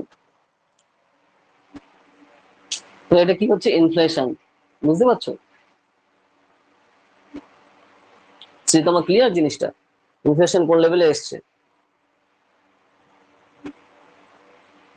হ্যাঁ, হ্যাঁ, হ্যাঁ। তো এইভাবে সময়ের সাথে সাথে কিন্তু হয়। তো তাহলে তোমার, তাহলে এইভাবে তোমার যদি ইনফ্লেশন কমাতে হয়, তাহলে তোমার এক্সপোর্ট বাড়াতে হবে। ঠিক আছে, প্রচুর পরিমাণে এক্সপোর্ট মানে কি, রপ্তানি বাড়াতে হবে, দেশের লোকের আয় বাড়াতে হবে। ঠিক আছে, তো তাহলে আস্তে আস্তে এখানে দেশের ভ্যালু, টাকার ভ্যালু কম বাড়বে। টাকার ভ্যালু বলতে আমরা তো বাংলায় টাকা বলি, রুপি হচ্ছে আসল কারেন্সির নাম, তাই না? তো সেই পার্টটা রয়েছে। ওকে, তো এইভাবে জিনিসগুলো কিন্তু চলে। তোমার এখানে ওয়ার্ল্ড মার্কেট গুলো এইভাবে চলতে থাকে। তো এখানে সেই জিনিসটা দরকার। আচ্ছা, ব্রেক্সিট এন্ড ওয়ার্ল্ড পলিটিক্স, এটা গেল ব্রেক্সিটের কথা আমরা বললাম। তো এবার হচ্ছে ওয়ার্ল্ড পলিটিক্স। ওয়ার্ল্ড পলিটিক্সে কি চেঞ্জ হচ্ছে? তো ওয়ার্ল্ড পলিটিক্সে হিউজ চেঞ্জ হচ্ছে। দেখো, আগে ব্রিটেন হচ্ছে খুবই পাওয়ারফুল কান্ট্রি ছিল। ঠিক আছে, ইকোনমিক্যালি, পলিটিক্যালি। আর এখন হচ্ছে তার নিজেরই ভিখিরির মতো অবস্থা। তার নিজেরই ভিখিরির মতো অবস্থা বলতে তার নিজেরই অবস্থা খারাপ। সে নিজেই এখন বিভিন্ন দেশের সাথে সে কাট করছে তোমার রিলেশন। ওকে, আর ইনফ্লেশন শুরু হয়ে গেছে মারাত্মক হারে, দাঙ্গা চলছে বিভিন্ন সময় তাদের দেশে। ওকে, তো সেই পার্টটা দেখতে। আর সারা পৃথিবীব্যাপী তার যে ইনফ্লুয়েন্স ছিল, মানে প্রভাব ছিল, সেই প্রভাব অসম্ভব হারে কমে গেছে। ঠিক আছে, এখন কিন্তু পাত্তাই দেওয়া হয় না ইউরোপের কোনো কাজে। এখন ইউরোপের সব থেকে পাওয়ারফুল কান্ট্রি হিসেবে উঠে আসছে, যেহেতু ওই যে ব্রেক্সিট থেকে বেরিয়ে গেল, মানে ব্রিটেন এক্সিট করলো ইউরোপিয়ান ইউনিয়ন থেকে। আর জার্মানিতে অলরেডি তোমার ইনফ্লেশন চলে এসছে, মানে ওখানে জার্মানিতে তোমার বেসিক্যালি মুদ্রাস্ফীতি অলরেডি চলে এসছে। তার কারণ শুধুমাত্র জার্মানি, ইউরোপিয়ান ইউনিয়নের সব থেকে এখন পাওয়ারফুল কান্ট্রি হচ্ছে ফ্রান্স। আর ফ্রান্স হচ্ছে এখন ইউরোপিয়ান ইউনিয়নের নেতা হিসেবে নিজেকে প্রতিষ্ঠিত করছে। ম্যাক্রোকে তুমি দেখলে বা বুঝতে পারবে। সবসময় দেখো এখন আমাদের অনারেবল প্রাইম মিনিস্টার ওখানে যাচ্ছে, ম্যাক্রোর সাথে ভালো রিলেশন। ম্যাক্রো জানে তার যদি এখন ভালো পজিশন উপরে উঠতে হয়, তা ইন্ডিয়ার সাথে ভালো রিলেশন রাখতে হবে। কিন্তু যদিও সে ওই একই ভুল করেছে, সারা পৃথিবী ওই যে সে বর্ডার খুলে দিয়েছে, আসো শরণার্থী আসো, এখন টের পাচ্ছে। ঠিক আছে, বেসিক্যালি টেরোরিস্টদের ঢুকালে যাওয়া হয়। ঠিক আছে, তো সেই পার্টটা হচ্ছে জিহাদিদের ঢুকিয়ে এখন একের পর এক দাঙ্গা দেখছে। দেখো যে পরশু দিনই তোমার ফ্রান্সের যে লাইব্রেরি পুড়িয়ে দিয়েছে, 700-800 বছর আগের লাইব্রেরি পুরো পুড়িয়ে দিয়েছে কন্টিনিউয়াসলি জিহাদিরা। ওকে, তো তুমি যে এইভাবে তুমি যদি বর্ডার খুলে দাও সবার জন্য, ঠিক আছে, তো তোমার যে কালচার, তোমার যে এডুকেশন, তারা এইভাবে বড় হয়নি। কন্টিনিউয়াসলি তারা তাদের যে রিলিজিয়াস টেক্সট আছে সেই হিসেবে এ করে তারা হচ্ছে এগেস্টে। আর তারপরে তারা এসে তোমার সব ধ্বংস করছে, এখন টের পাচ্ছে। এখন তার জন্য পোল্যান্ড দেখে হাসছে, ঠিক আছে, তাদেরকে ফ্রান্সকে দেখে, ফ্রান্স আর ইউরোপকে দেখে। কারণ ইউরোপে এখন অটোমেটিকলি বাটোয়ারা শুরু হয়ে গেছে এবং কন্টিনিউয়াসলি খুবই বাজে অবস্থা। আগে দেখবে সবসময় ইউরোপকে দেখানো হতো, ইউরোপ ইউএসএ খুবই প্রসপারাস কান্ট্রি, হাইফাই কান্ট্রি, খুব সুন্দর ছিমছাম কান্ট্রি। আর এখন তার যে সিচুয়েশন, থার্ড ওয়ার্ল্ড কান্ট্রি দিয়েও ডেঞ্জারাস হয়ে গেছে। এই যে সব আগে থেকে শরণার্থীদের নিয়ে নিয়ে এখন বেশি দিন দরিয়া দেখাতে গিয়ে এখন নিজের পায়ে নিজে কুড়োল মেরে তুমি ফ্রান্সের অবস্থা দেখতেই পাচ্ছ। কারণ ফ্রান্স হচ্ছে তোমার কি বলা হয়, ফ্রান্সের যে কালচারাল কান্ট্রি বলা হয়, আর কালচারাল ক্যাপিটাল, ওয়ার্ল্ড এর কালচারাল ক্যাপিটাল বলা হয় প্যারিসকে। তো তাদের অবস্থা এখন দেখো খালি জ্বলছে, ঠিক আছে, একটা ছেলে খালি গুলি করে রয়েছে তার জন্য। তো এই হচ্ছে অবস্থা। ওকে, তো ওটা আমরা ফ্রান্সের কথা বললাম। আর ব্রিটেন তো অবস্থা এমনি খারাপ, ঠিক আছে, কন্টিনিউয়াসলি তোমার এখানে ইনফ্লেশন এসে এসে খুব বাজে অবস্থা হচ্ছে। আর ওয়ার্ল্ড পলিটিক্স এর যেটা বললাম, যে ওয়ার্ল্ড পলিটিক্স তোমার এখানে কোশ্চেন রয়েছে। বিশ্বের রাজনীতিতে ইউরোপের এখন ইম্পর্টেন্স প্রায় নেই বললেই চলে, কেউ পাত্তা দেয় না, ঠিক আছে।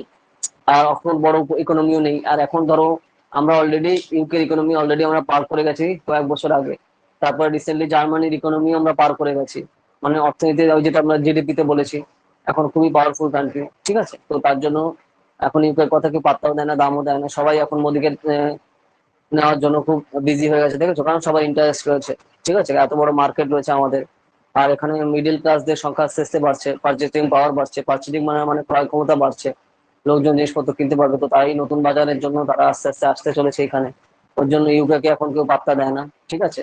কারণ ওখানে এমনি ইনফ্লেশন চলছে, মুদ্রাস্ফীতি চলছে।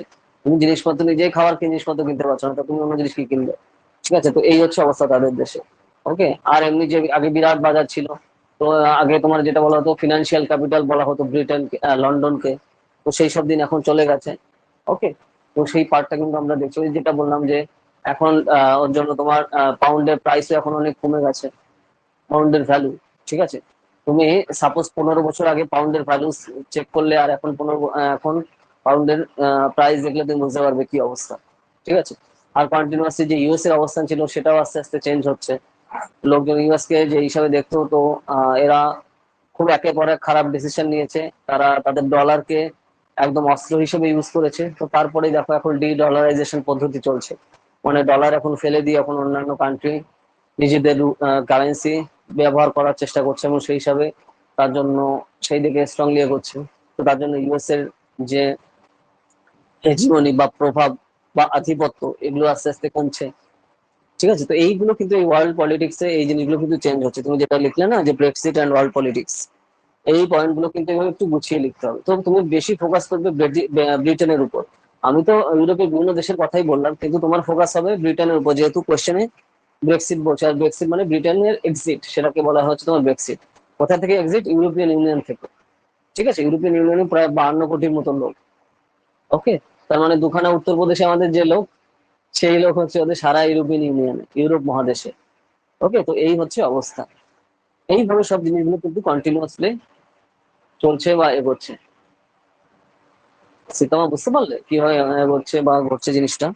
এই হচ্ছে টোটাল পয়েন্ট, বা এই জিনিসগুলো তোমার ওভারঅল লিখতে হবে এখানে এই কোশ্চেন অ্যান্সারে, যদি এই টাইপের এখানে কোশ্চেন আসে বা এই বৃত্তান্ত নিয়ে। ওকে সীতামা, হ্যাঁ হ্যাঁ। আচ্ছা, এবার যদি আর কোনো তোমার কোশ্চেন থাকে বা কোয়ারি থাকে বা ডাউট থাকে, বলো যে স্যার আমি বুঝতে পারিনি, বা এই কোশ্চেন আছে বা কোয়ারি আছে বা এই ডাউট আছে, বলো, আমি মাইক খুলে দিচ্ছি।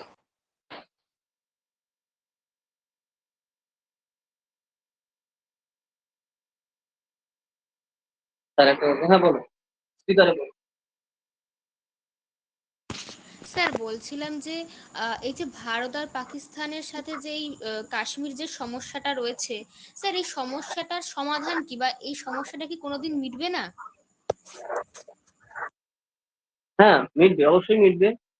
কন্টিনিউয়াসলি কিন্তু দেখো একটা ইস্যু থাকে, ধরো, ঠিক আছে, ধরো কারো কারো একটা বিজনেস থাকে, এটা হচ্ছে বিজনেস, পাকিস্তানের যে একটা, পাকিস্তানের সেনাদের বিজনেস, মানে একটা ইস্যু দরকার, ঠিক আছে। সেই ইস্যুটা হচ্ছে তোমার ওই একটা দেখানো যে কাশ্মীর কাশ্মীর সমস্যা, কাশ্মীর সমস্যা, কিন্তু কোনো সমস্যাই নেই।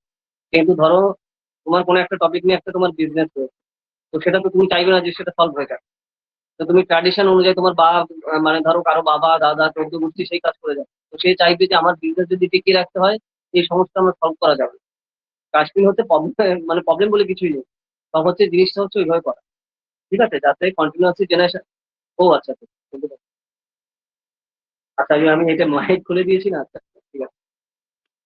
কাশ্মীর ইস্যু বলে কোনো প্রবলেমই বেসিক্যালি, কিন্তু ওটা হচ্ছে দেখানো সেটা তোমার পাকিস্তান আর্মি, ঠিক আছে, এর থেকে ইচ্ছা করে করা এবং কন্টিনিউয়াসলি ইস্যু তৈরি করা, এবং কন্টিনিউয়াসলি পাকিস্তান সেনারা ওখানে আলাদা ইউনিভার্সিটি আছে। তুমি যদি আমাদের শর্ট ভিডিও দেখো, পাকিস্তানে আলাদা ইউনিভার্সিটি আছে যেখানে খালি টেরোরিস্ট বানানো হয়, টেরোরিস্ট বানানো হয় পুরো ডিগ্রি দিয়ে বেসিক্যালি, বুঝতে পারছো? তো সেখানে কিসে তারপরে তাদের পাক অকুপাইড কাশ্মীর ওখানে পাঠানো হয় এবং সেইখানে তোমার জঙ্গিমূলক কাজকর্ম করা হয়। তারপরে সেখান থেকে আবার ভারতের চাঁদে চালান করা হয় ওখানে এ করার জন্য, ঠিক আছে। তো তারপর এই যে যে জিনিসগুলো কিন্তু কন্টিনিউয়াসলি এরা করছে পাকিস্তানি তোমার সেনারা, এবং সেখানকার বিভিন্ন যে সকল টেররিস্ট অর্গানাইজেশন আছে, ঠিক আছে, যেসব জিহাদি গ্রুপ আছে, এরা কন্টিনিউয়াসলি মিলে হচ্ছে একসাথে কাজ করে, এবং ওটা ফরেন পলিসি হিসেবে ওদের আলাদা রয়েছে যে সারা পৃথিবীতে ধরো আমরা কি আমরা পাঠাই, সফটওয়্যার পাঠাই, ওরা কি পাঠায়, টেররিস্ট পাঠায়, ঠিক আছে, সারা পৃথিবী জুড়ে কন্টিনিউয়াসলি। ওকে, এবং তুমি ধরো রিসেন্টলি তুমি যদি দেখো যে ইউরোপিয়ান ইউনিয়ন এবং ইউকে, ঠিক আছে, ফ্রান্স সব বিভিন্ন দেশে প্রচুর পরিমাণে তোমার দেখবে তুমি ওখানে প্রচুর ধর্ষণ হচ্ছে, গণধর্ষণ হচ্ছে, এবং সেগুলো কারা করছে, কন্টিনিউয়াসলি পাকিস্তানি মুসলিমরা। ওকে, তো এইভাবে কন্টিনিউয়াসলি তাদের কিন্তু সেই যে যে ব্যাপারগুলো কিন্তু রয়েছে, তারা যেখানেই যাচ্ছে ওই জিনিসগুলো করে, ঠিক আছে। তো সেই পার্টটা রয়েছে। আর এখানে কাশ্মীর নিয়ে তোমার বেসিক্যালি ওই যে ইস্যু হচ্ছে ওইটা, সেই ইস্যু দেখিয়ে কন্টিনিউয়াসলি সেই জিনিসটা ভাঙিয়ে খাওয়া, কিন্তু প্রবলেম কিন্তু নেই, এটা জোর করে কিন্তু এই পাকিস্তান অকুপাই করে রেখেছে 1948 এর দিকে, ঠিক আছে, 1948 এর দিকে তোমার কন্টিনিউয়াসলি অ্যাটাক করে নিয়ে নিয়েছে। আর তারপরে আমরা মেইন প্রবলেম এটা করেছে হচ্ছে তোমার জওহরলাল নেহরু ইউএন এ তারপর চলে গিয়ে যায়, ইউএন এর সঙ্গে গিয়ে আমরা ডাইরেক্ট আমরা এখানে চলে এসেছি। তো তার জন্য ইউএন রেজলিউশন অনুযায়ী তখন সিজ ফায়ার লাইন করে দেওয়া হয়, ঠিক আছে, দুই দেশের মধ্যে। ওকে, যে এই দেশের মানে এইখান থেকে সিনেমা তোমার ওদিকে যেতে পারবে না, কিন্তু তখন যদি আমরা ডাইরেক্ট সেনা নিয়ে অ্যাটাক করে সেই জিনিসটা নিয়ে নিতাম তখন এই প্রবলেমটাই হতো না। কিন্তু এই নেহেরুর ভুলের জন্য একের পর এক সারা জীবন ধরে ভুল করেছে, তার জন্য হচ্ছে আমাদের এই সিচুয়েশনটা আমরা পড়ছি, ঠিক আছে। যদিও দেখো এই জন্য বাইরে বইও পড়তে হয়, স্কুলের বইগুলোতে হচ্ছে তোমার বেসিক্যালি স্কুল কলেজের বইতে তোমার যেগুলো আমি যেগুলো বোঝাবো খালি তুমি তাই বুঝবে, তার বাইরে আর তুমি জানতে পারবে না। তো এইভাবেই হচ্ছে বইগুলো লেখা, মানে আমার প্রোপাগান্ডা হিসেবে, মানে গভর্নমেন্টের প্রপাগান্ডা হিসেবে। তো তারা এটা ছিল পাওয়ারে সারা জীবন ধরে এত বছর ধরে, তো তার জন্য সেই হিসেবে লিখে গেছে। ওই জন্য বাইরে বই পড়লে তুমি বুঝতে পারবে জিনিসগুলো, ঠিক আছে, ইস্যুগুলো কোনভাবে তৈরি করা হয়েছে। আর একমাত্র এখন সলিউশন হচ্ছে তোমার বেসিক্যালি ওটা কন্টিনিউয়াসলি অ্যাটাক করে নিয়ে নেওয়া এখন, ঠিক আছে, তো সেই হিসাবে। ওকে, তো সেই পার্টটা রয়েছে। আর আমরা যদি ইউএনএসসি সিকিউরিটি কাউন্সিলে পার্মানেন্ট মেম্বার হতাম তাহলে অটোমেটিক্যালি আমরা সেই হিসেবে করতে পারতাম, ঠিক আছে। কিন্তু নেহরুর জন্য আবার সেই ইউএনএসসি সিকিউরিটি কাউন্সিলে পার্মানেন্ট সিট আমরা পেয়েছিলাম 90s 50s কিন্তু না, আমরা ইন্দো চিনি ভাই ভাই, আমরা আগে আমার দাদা চীনকে চাই আগে। ওকে, সেই ভাই ভাই করতে গিয়ে তুমি নিজের পায়ে কুড়াল মারলে যা হয়, তো তারা ইউএনএসসি সিকিউরিটি কাউন্সিলে পার্মানেন্ট মেম্বার তোমার চায়না নিয়ে গেল, কিন্তু ইন্ডিয়া পেল না। তো তাই জন্য আমাদের কিন্তু এখনো সেই ফল ভুগতে হচ্ছে কন্টিনিউয়াসলি। তারপর বিভিন্ন ওয়ারে আকসাই চীন চলে গেল, ঠিক আছে, ওপাশে অরুণাচল প্রদেশ দিনে রাতে সবসময় বলতে থাকে ওটা আমার।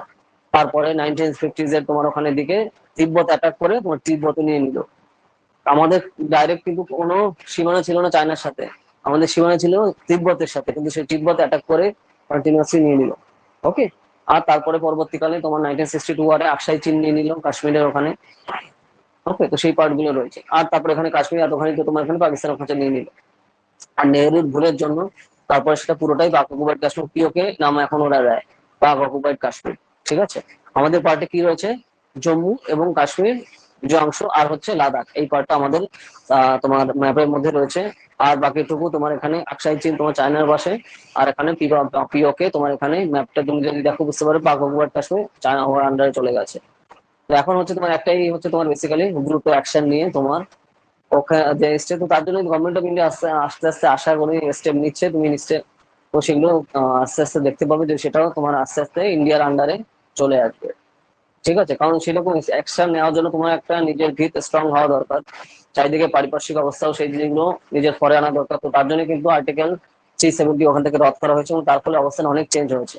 না হলে 370 ওখানে আলাদা তোমার কনস্টিটিউশন ছিল, ঠিক আছে, কাশ্মীরে আলাদা কনস্টিটিউশন, আলাদা টার্মস এন্ড কন্ডিশন ছিল, ঠিক আছে। আর্টিকেল 370 যদি টাইম হয় তুমি তুমি পড়লে বুঝতে পারবে যে কি তাতে ছিল, ঠিক আছে। তো তাহলে কিন্তু তুমি বুঝতে পারবে যে কি ধরনের একটা দেশের মধ্যে থেকে আলাদা দেশের মতো অবস্থান ছিল তাদের।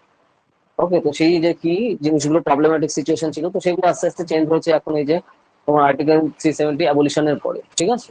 তো তারপরে আস্তে আস্তে পরের স্টেপ গুলো আসবে। তো দুই দেশের মধ্যে আর এটা হচ্ছে ইস্যু দরকার, কারণ পাকিস্তানের সাধারণ লোকেরা সব থেকে বেশি বাজে অবস্থায়, ঠিক আছে। আর এই যে যারা এই যে আমাদের ভারতের সাথে এই যে যারা খারাপ রিলেশন সবসময় করে রাখে, এতে সবসময় লাভ হয় তাদের, তোমার পাকিস্তানের যে আর্মি আছে তাদের এবং তাদের ফ্যামিলি, তারা সব থেকে ধনী পরিবার, ঠিক আছে। বড় বড় ইন্ডাস্ট্রি তাদের আন্ডারে সব রয়েছে, কিন্তু সাধারণ লোক তারা খাইতে পারে না পাকিস্তানে, ঠিক আছে। তুমি নিশ্চয়ই কিছুদিন আগে দেখবে বিভিন্ন মায়েরা কান্না করছে লাইভে এসে, ফেসবুক লাইভে এসে, ইউটিউবে লাইভে এসে অনেক মায়েরা তার বাচ্চার জন্য কান্না করছে। মানে ধরো বাড়িতে বাজারে গিয়ে তার বাচ্চাকে খাবার নিয়ে আসবে, কিন্তু জিনিসপত্রের এত দাম তা কিনতে পারছে না, ঠিক আছে। তো দেখাচ্ছে যে দুধের এত দাম, তারপরে রুটি কেনার জন্য এত দাম, সে কাঁদছে পুরো, ঠিক আছে, লাইভে এসে। তো বুঝতে পারছো মানে সাধারণ লোকের এত বাজে অবস্থা পাকিস্তানে। আর কিন্তু ওখানের যারা আর্মি যারা রয়েছে, আর্মি সেনারা, তাদের ফ্যামিলি বিলিয়নিয়ার। বিলিয়নিয়ার মানে তো বোঝো, মানে $1 বিলিয়ন বা তার উপরে যাদের নেট বোর্থ, ঠিক আছে। মানে আমাদের দেশে যদি ভ্যালু করা 8,200 কোটি রুপিজের উপরে এক একজনের, তোমার বিলিয়নিয়ার প্রচুর এরকম রয়েছে, ঠিক আছে। তো ওইরকম যারা পাকিস্তানের সেনাতে যারা রয়েছে তাদের প্রচুর পয়সা, আর সাধারণ লোকের ভিখিরি। আর জিনিসপত্রের কি দাম তুমি একটু একটু পাকিস্তান একটু গুগলে সার্চ করলে বুঝতে পারবে যে সাধারণ কমোডিটিস এর দাম কত, তাহলে বুঝতে পারবে ইনফ্লেশন কোন জায়গায় যায়। ঠিক আছে। তো এই হচ্ছে সিচুয়েশন পাকিস্তানের। তো তুমি যখন নিজের প্রতিবেশীর সাথে খারাপ রিলেশন রাখতে যাওয়া হয়, তো সেই পাওয়ারটা রয়েছে, ঠিক আছে। তো এই হচ্ছে অবস্থা। আর তাদের একটা স্টেট পলিসি হচ্ছে কি করব, মানে ঘুম থেকে উঠে রাত অব্দি এরা মাথায় একটাই স্বপ্ন দেখে, কি করে পাকিস্তানকে মানে ভারতকে ধ্বংস করবে আর ভারতের সর্বনাশ করবো, এই হচ্ছে এদের মাথায় করে।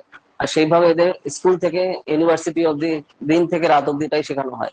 তাদের টেক্সট বুক যদি তুমি দেখো তাহলে বুঝতে পারবে, ঠিক আছে। তো এই পার্টটা রয়েছে। আর তো বললাম যে ওখানে টেররিস্ট বানানোর জন্য আলাদা ইউনিভার্সিটি রয়েছে। তো এই হচ্ছে সিচুয়েশন, ঠিক আছে। তো আমি ওভারঅল একটু বললাম, তো এই হচ্ছে জিনিসগুলো চলবে, বুঝতে পারছি তো। এই ব্যাপারগুলো কিন্তু হ্যাঁ এইভাবে স্যার, এগোচ্ছে, বুঝতে পেরেছি। একটু টোটাল জিনিস। আর যদি কোনো কোশ্চেন থাকে বা কোয়ারি থাকে, এইভাবে সব কিছু করতে থাকবে, রিভিশন দেবে কন্টিনিউয়াস, ঠিক আছে। আর লেখো, ঠিক আছে। লেখাটা খুবই দরকার, রিভিশন দেওয়া প্রপারলি দরকার। প্রপার হইতে রিভিশনটা দেবে, তাহলে ঠিক করে জিনিসগুলো মনে থাকবে। আর আবার ধরো তোমার এক্সাম যেন কবে, 13 তারিখে, তাই না? হ্যাঁ, 13 তারিখে তোমার এক্সাম। তো তাহলে তোমার সেই হিসাবে বারবার বারবার প্র্যাকটিস করো, পুরো সিলেবাস ধরে আবার রিটার্ন করো আর লেখো, ঠিক আছে। আর তারপরে তুমি ধরো প্রিভিয়াস এর কোশ্চেন ধরে ধরে পুরো কোশ্চেন লিখে আমাকে কিন্তু আচ্ছা তোমার ধরো সেই হিসাবে আমাকে সেন্ড করো, ঠিক আছে। সলভ করে ধরো ধরো তোমার এক্সাম নেওয়ার জন্য, মানে টেস্ট হিসাবে, ঠিক আছে। আচ্ছা ঠিক আছে, আমি তোমার নয় কাল নয় পরশু আমি তোমাকে বলে দেবো যে টেস্ট হিসাবে তুমি সেই হিসাবে দিও, যে পুরো কোশ্চেন লিখবে, ঠিক আছে। তো তাহলে সেই হিসাবে এবার প্র্যাকটিস করতে হবে, বাড়িতে বসে আরো প্র্যাকটিস করো বিভিন্ন ইয়ারের কোশ্চেন গুলো। এখন তো খালি একটা দুটো কোশ্চেন লিখছো, পুরো ধরে কোশ্চেন পেপার ধরে লেখো টাইম ধরে, ঠিক আছে। তাহলে সেই জিনিসগুলো কিন্তু সুবিধা হবে প্র্যাকটিসের মধ্যে। বুঝতে পারলে সীতামা কি বললাম আমি? ওভাবে প্র্যাকটিস করো, হ্যাঁ স্যার। ঠিক আছে। আচ্ছা যদি কোনো কোয়ারি থাকে, কোশ্চেন থাকে বলো। স্যার বলছি যে এই যে সার্ক আছে, এই দক্ষিণ এশিয়ার সহযোগিতা সংস্থা, এতে তো এশিয়ার প্রায় সমস্ত দেশই অংশগ্রহণ করেছে, যেমন ভারত, বাংলাদেশ, আরো অনেক। কিন্তু চীন তো এশিয়ারই একটা দেশ, তো চীন কেন এই সংস্থায় অংশগ্রহণ করেনি স্যার? সার্ক তো এশিয়ার না না, সার্ক দেখো সাউথ এশিয়ার জিনিস। সার্ক মানে কি, south Asian association for regional cooperation. Asia তো আসছে না, সাউথ এশিয়া তো, চায়না তো এশিয়ার মধ্যে, সাউথ এশিয়ার মধ্যে পড়ে না। সাউথ এশিয়া মানে কি, সাউথ মানে কি দক্ষিণ, দক্ষিণ এশিয়া। দক্ষিণ এশিয়ার যে সহযোগিতামূলক সংস্থা হচ্ছে সার্ক। তো দক্ষিণ এশিয়ার মধ্যে চীন পড়ে না, ঠিক আছে, তার জন্য। ওকে, তার জন্য তোমার চীন নেই, বুঝতে পারলে। ইস্ট এশিয়া, এটা হচ্ছে সাউথ ইস্ট এশিয়া নাম কি আমাদের, সাউথ ইস্ট, দক্ষিণ পূর্ব এশিয়া। ওকে। আর ওটা আরো উপরের দিকে, চায়না ম্যাপটা ভালো করে ফোকাস করো। চায়না কিন্তু দক্ষিণে না, দক্ষিণের দেশ কোনটা, আমরা, আমাদের নিচে কি ভারত মহাসাগর, তাই না? তাহলে তো ওটা দক্ষিণে আসলে কি করে তাহলে? বুঝতে পারছো তো, দক্ষিণের যে দেশগুলো সেগুলো নিয়ে হচ্ছে সার্ক। ওকে, তার জন্য এই সমস্ত দেশগুলো আসছে, চায়না এখানে না, ঠিক আছে, ওই জন্য নেই। আর এশিয়া অনেক বড়। এশিয়া খালি এইগুলো না, মিডিল ইস্টের দেশও সব এশিয়ার মধ্যে আসছে। মধ্যপ্রাচ্যের দেশগুলো মানে এই যে তোমার সৌদি আরব, কাতার, কুয়েত, ওমান, ঠিক আছে, ইউএই, সবই এগুলো এশিয়ার মধ্যেই আসছে। এশিয়া অনেক বড় কান্ট্রি, মানে মহাদেশ, ঠিক আছে। আর এখন সারা পৃথিবীর মধ্যে জনসংখ্যা বৃদ্ধিতে এখন আমরা সব ঠিক আছে, তো এই হলো অবস্থা, বুঝতে পারলে? বলো। হ্যাঁ স্যার। আচ্ছা,